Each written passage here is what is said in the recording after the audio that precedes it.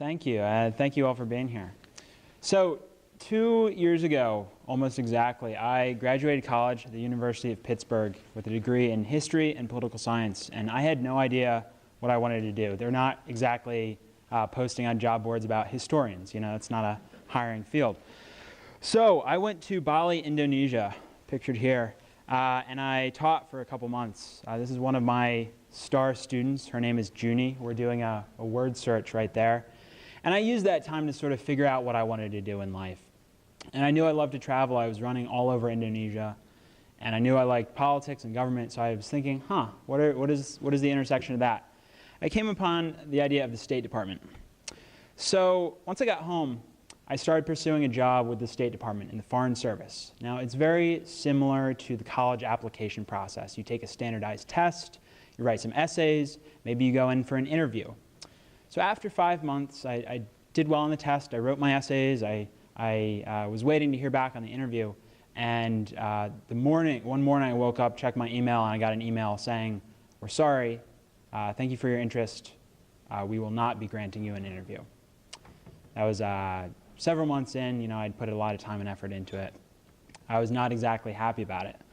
So I was living at home, not really sure what I was going to do, where I was going to go in life. But I started working. I grew up in Philadelphia. I was living at home in Philadelphia. I started working as a tour guide in historic Philadelphia. I would give tours of the Liberty Bell and Independence Hall, which you can see in the background. And during that time, I learned the power of storytelling. I tell stories about the Founding Fathers. I tell stories about all these really interesting guys who created this country. And I learned how to make those stories stick with my audiences. So all those skills I learned during my time as a tour guide helped me get to where I am today. And I'm here to tell you guys that you can be expert storytellers too. My name's Harbison, and this is What's Next. If you take away only 2 points today, it's that stories are the most effective way to convey information, and you can be an expert storyteller too. So if I bring up this slide, you know what this is. Right? Everybody knows this. Don't say if you don't know this. That would be embarrassing.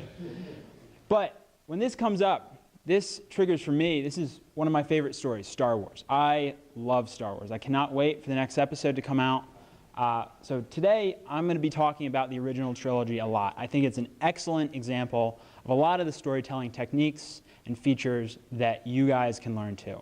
So when this comes up, you know what comes next. And if we had an hour and a half, we'd watch A New Hope. If we had more time, we'd watch Empire Strikes Back and then Return of the Jedi. We don't have that time today, unfortunately. But imagine this comes up. This is another version of that. This is not as fun. But if you watch A New Hope, you learn that Mos Eisley is a wretched hive of scum and villainy. You learn that these are not the droids you're looking for. You learn that Han shot first. You learn the Death Star is no moon. And you learn that Yavin 4 is where the secret rebel base is. And if you just read this, you've never seen Star Wars, and you just read this, yeah, you get that information. But if you watch the movie, you get all this and so much more. And you don't even know that you just got incepted, almost. So stories are containers for information. That's, every time I talk about a story today, think about it as a container for information. It's a way you are conveying information to someone else. And it's the most effective way. You see how I started with the story? I didn't start with a typical introduction. Just grab your audience, bring them in. Because your audience's attention is the most valuable resource you have. So here's just the bullet points, very boring, not as exciting as watching the actual movie.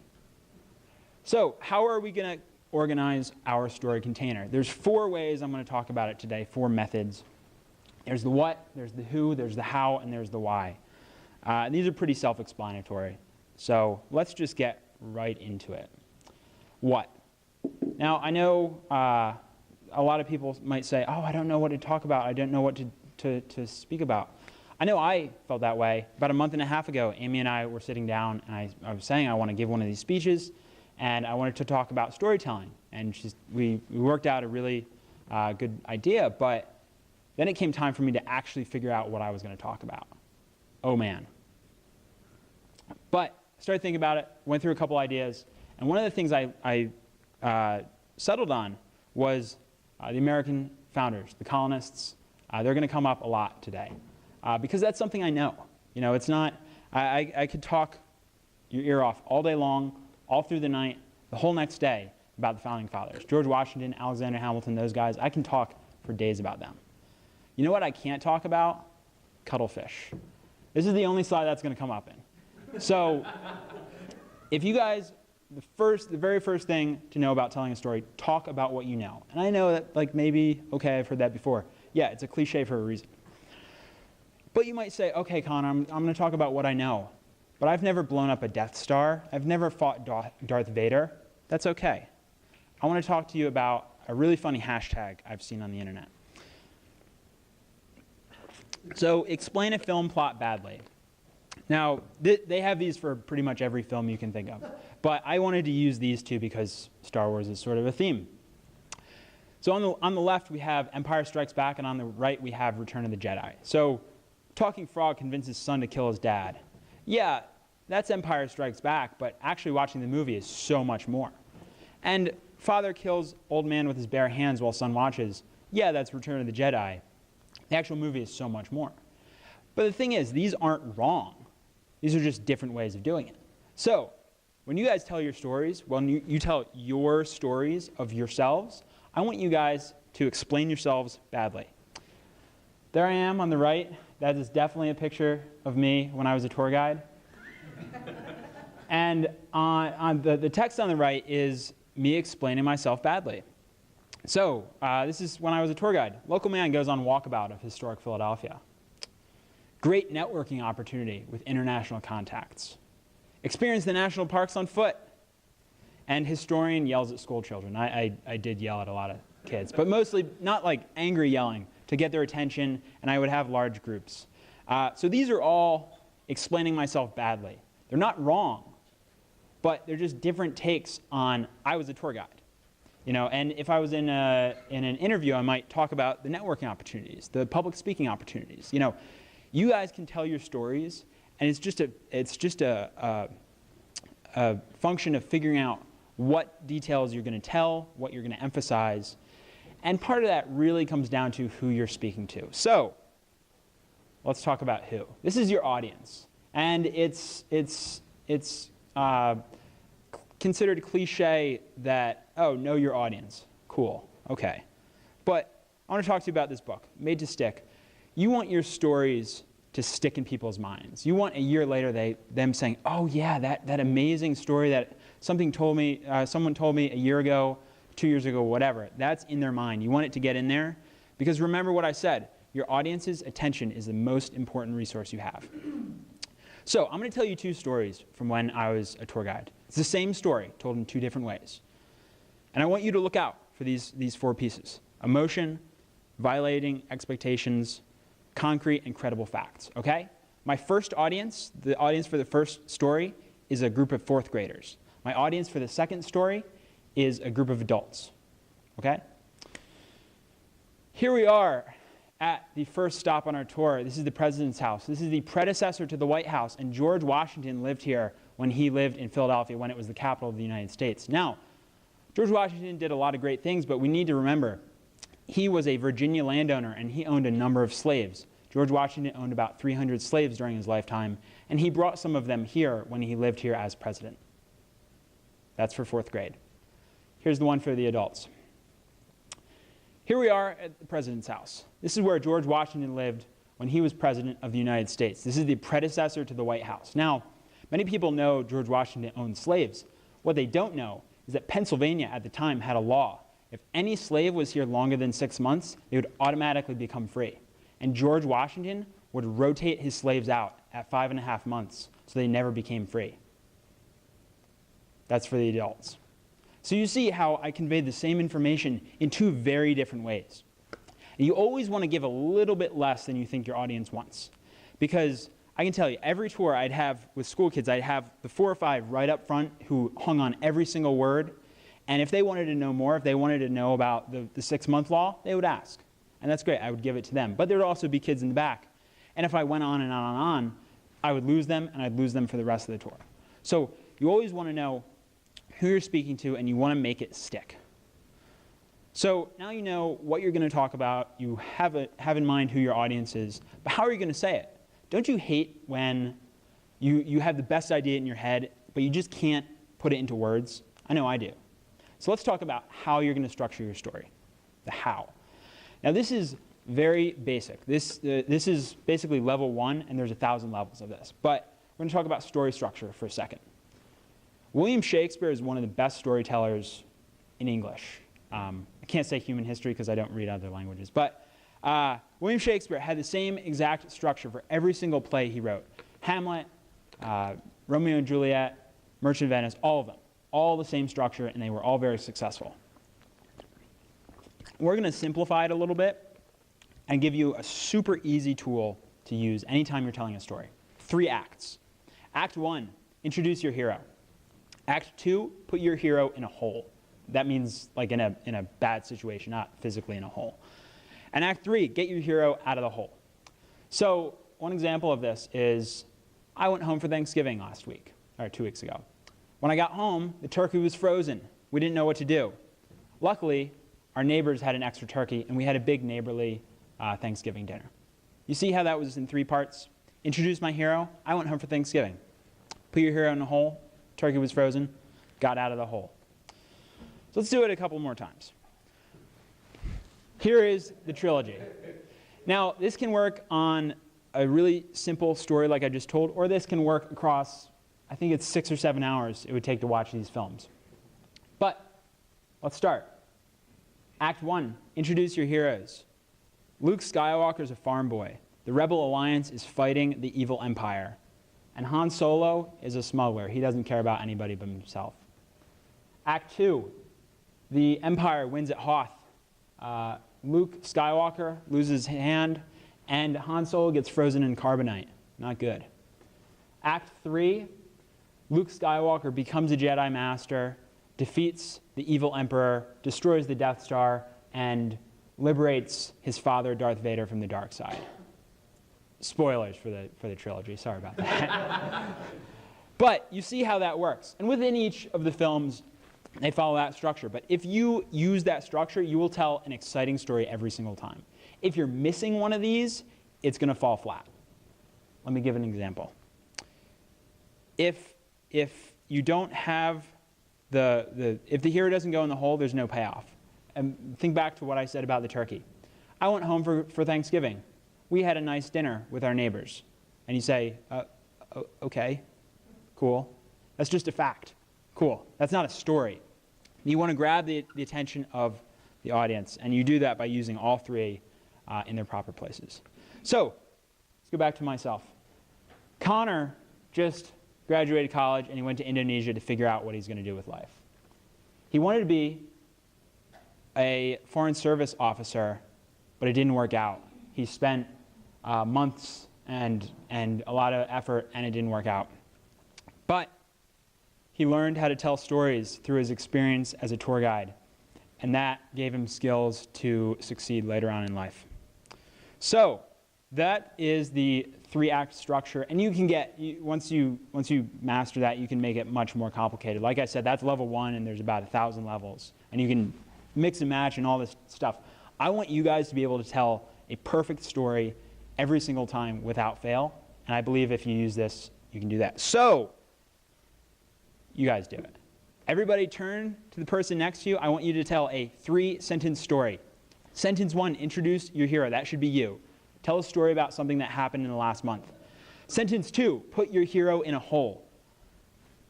Something bad happened. Sentence 3, get your hero out of the hole. Get out of the bad situation. Everybody, turn to the person next to you and tell a quick 3-sentence story. Go.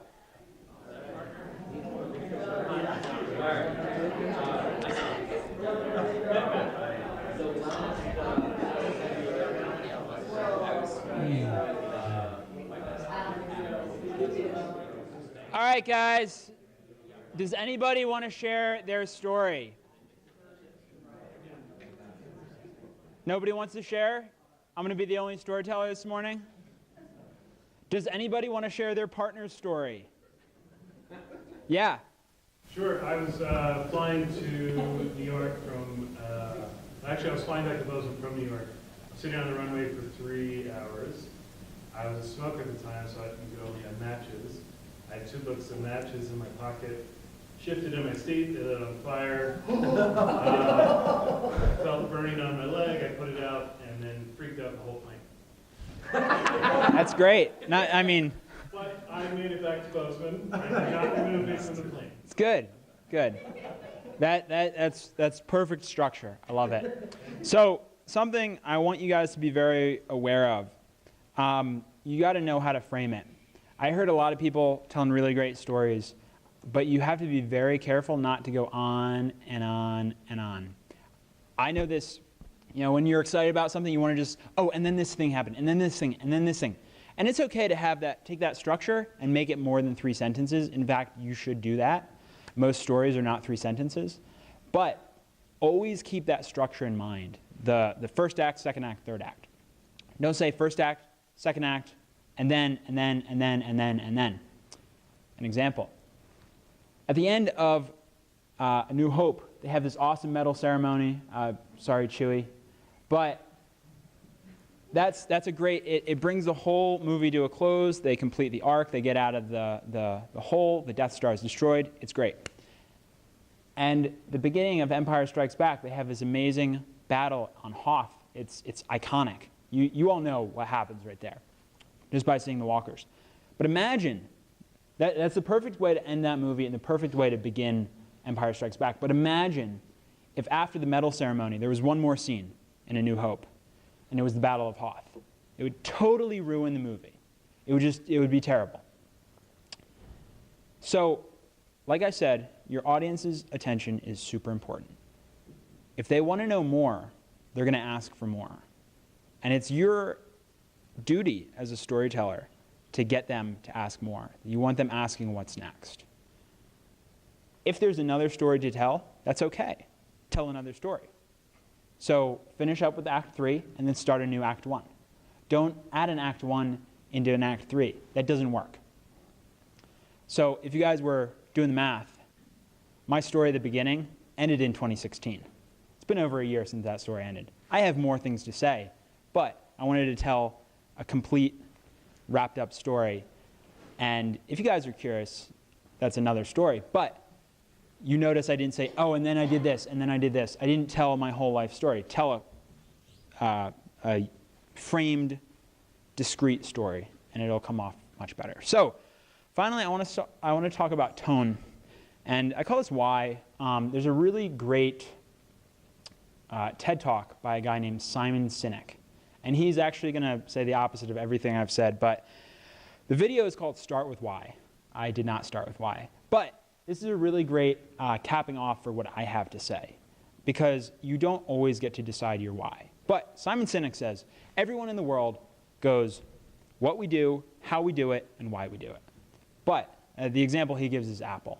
Apple does the opposite. Apple says, the way everyone does it is, we make great computers. They're beautifully designed and easy to use.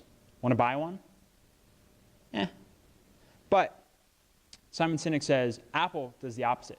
They say, everything we do in our bones, in our marrow of our bones, we believe you should think different.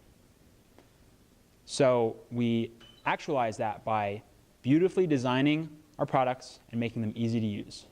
We just happen to make computers.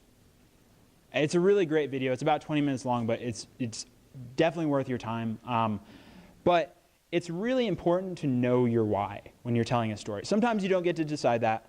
Sometimes it's, I got to present these last quarter's sales figures or something to the board of, I don't know, something that's really not as engaging as it could be. But you guys can make it engaging by telling a story. But you should always, in the back of your mind, sort of know why you are telling the story. Because your tone and your energy will be infectious. I'm going to let you guys in on a little secret, and don't let this leave this room. Some of the tours I gave were not good, okay? I gave about 500 tours. Some of them weren't good. Sometimes I was tired. Sometimes my throat hurt. Sometimes the guests were just kind of bad people, and I just was not very motivated. It's okay. But each time, I knew why I was giving the tour. I knew I get excited about the Founding Fathers, about the Constitution, and they would get that energy from me, right? So each time you're giving you're telling a story, your audience will pick up on your energy. This goes back to what I was saying about the colonists and the cuttlefish the very first time. You want to talk about something you're passionate about. And if you're not passionate about last quarter's sales figures, that's okay. Fake it. It'll be that much better of a story. But talk about why you're passionate. Know it in the back of your mind. You don't necessarily have to start with it because sometimes you don't get to decide the why. But by going through this process, starting with the why, then the how, and the what in your mind, you can set up your story a lot better. So one final point, have fun with it. Stories are fun. There's a reason. You guys can't see that picture.